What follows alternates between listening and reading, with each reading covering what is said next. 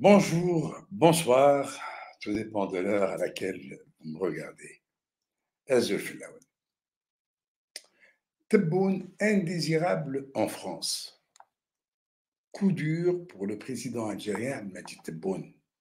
Après l'annulation de sa visite à Moscou, prévue pour le mois de mai dernier, c'est au tour de celle tant attendue qui devait l'emmener à Paris le 16 juin prochain et qui est encore reporté au calende grec sur pression de certaines forces politiques françaises.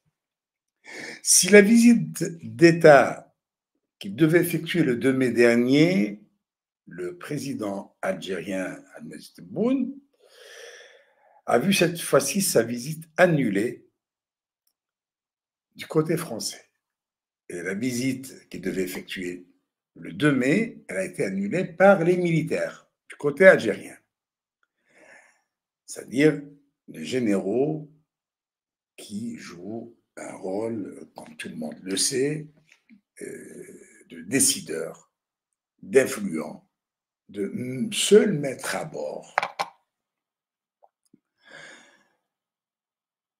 Cette fois-ci, ce ne sont pas les militaires français qui ont annulé la visite, bien qu'ils ont parasité en quelque sorte cette visite, comme on va l'expliquer un peu plus loin, mais ce sont les forces politiques françaises qui ont décidé de l'annulation de cette visite, estimant que le président algérien ne remplit pas les critères pour effectuer une visite d'État en France.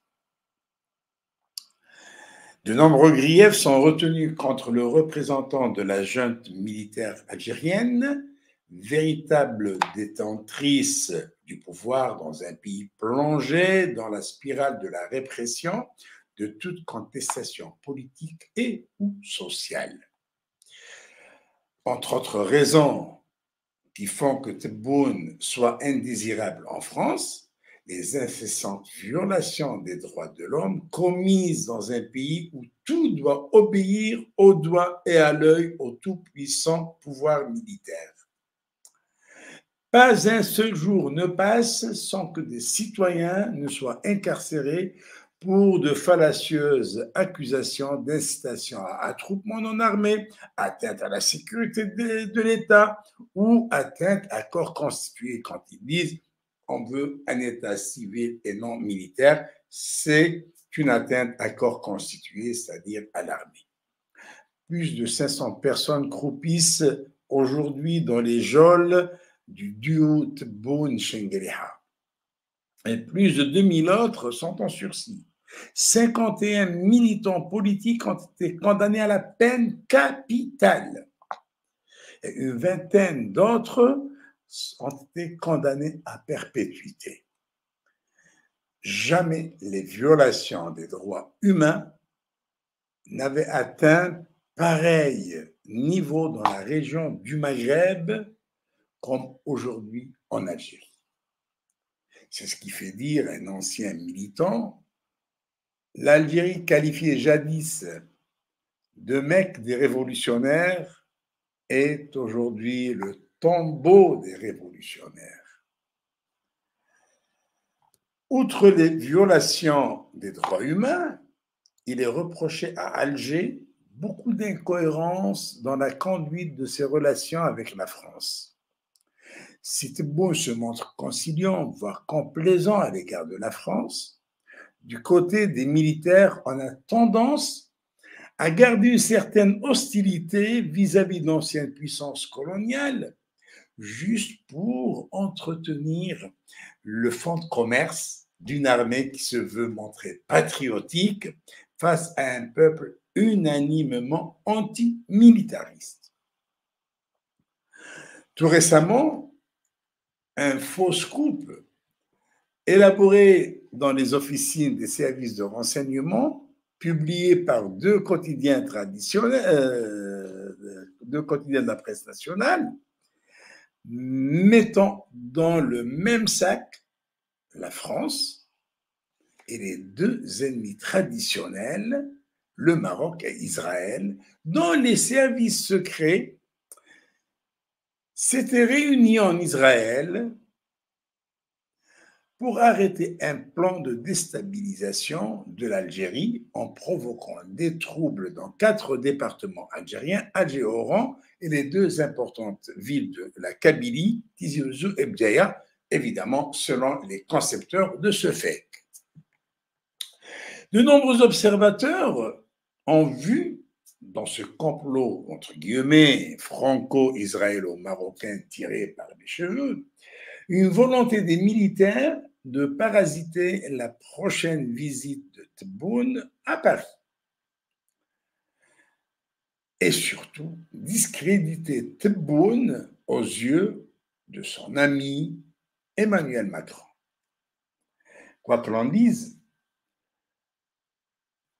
ces militaires, aussi tarés soient-ils, aussi limités soient-ils, et qui sont, par-dessus le marché, des sponsors de ce même Tebboune, eh bien, ils ont réussi leur coup, ils ont réussi leur manœuvre.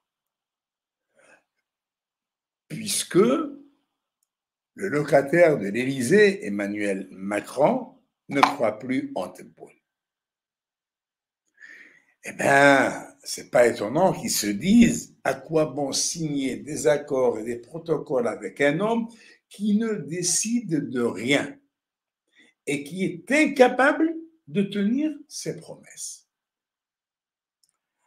Finalement, Tebboune a réussi l'exploit de se mettre à dos les forces politiques françaises qui ne veulent pas de lui et ses sponsors militaires qui veulent torpiller ses relations, aussi fragiles soient-elles, avec son ami président français, Emmanuel Macron. Cette nouvelle annulation de la visite qu'il devait effectuer à Paris vient dans le prolongement d'une autre annulation, celle de la visite de Moscou. Poutine, le patron du Kremlin, très au fait des secrets, des arcanes du régime algérien, n'a pas jugé utile de recevoir un Tebboune qu'il avait pourtant invité tout récemment de vive voix par téléphone. Et Tebboune était tout content de répercuter cette invitation sur l'opinion publique au cours d'une réunion avec les représentants d'une presse stipendiée qui ne sont là que pour servir de décor et servir surtout la soupe au président. Eh bien, Poutine n'a pas jugé utile de recevoir un homme hésitant, un Tebboune hésitant, ne sachant plus dans quel bras se blottir.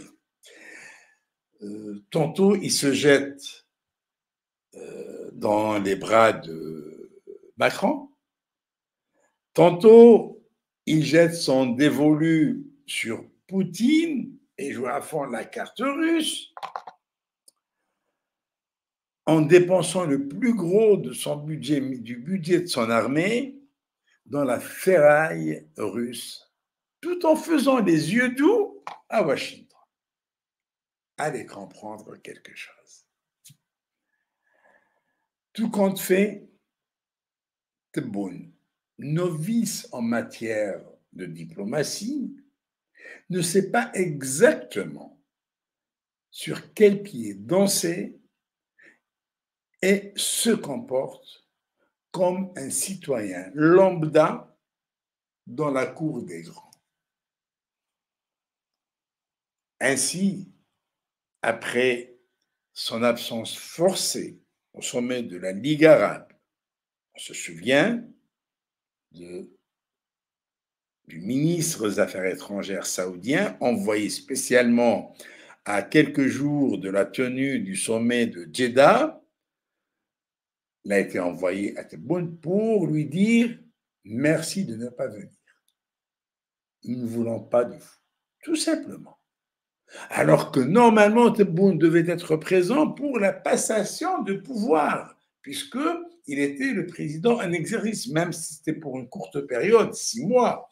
Mais il était le président en exercice de la Ligue arabe.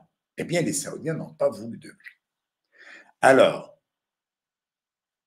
après ce revers, un autre, celui du BRICS, qu'il a complètement ignoré. Et lui qui fanfaronnait, et à travers ses relais médiatiques du presse stipendier, en faisant miroiter l'adhésion de l'Algérie au BRICS. Eh oui, quelle idiotie. Eh oui.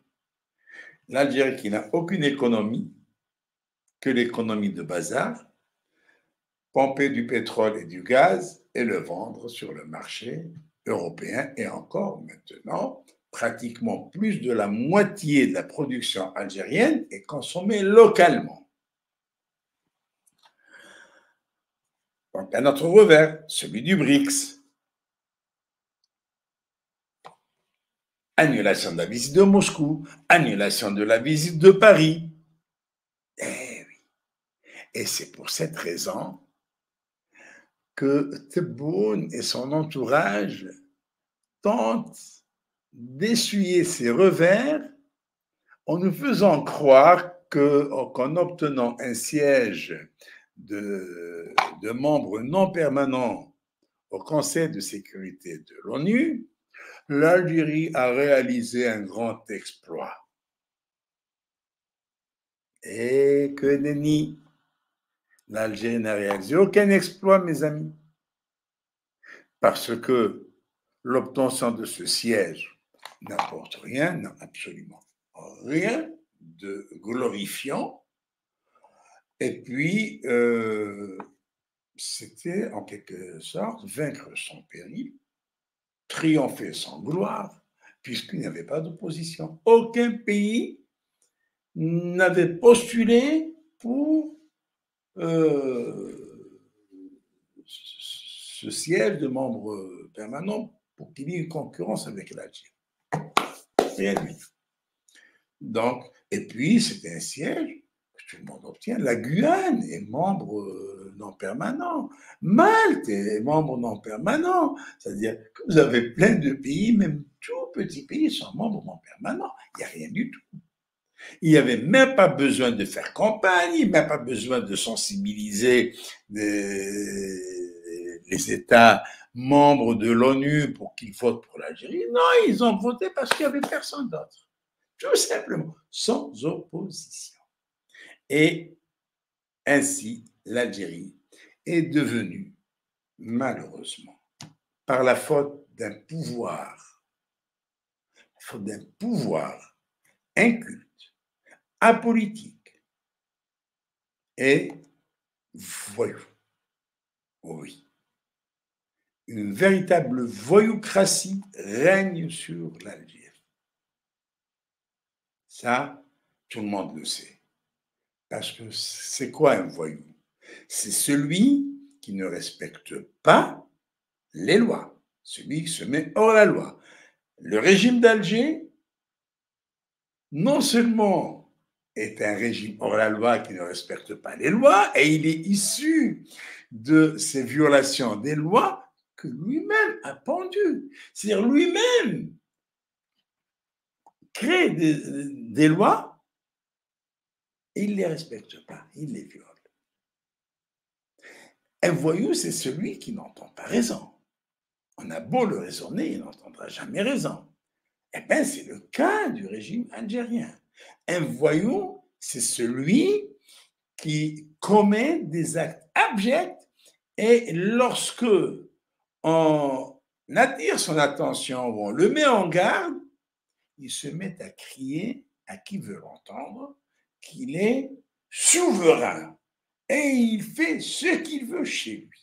C'est le cas du régime algérien.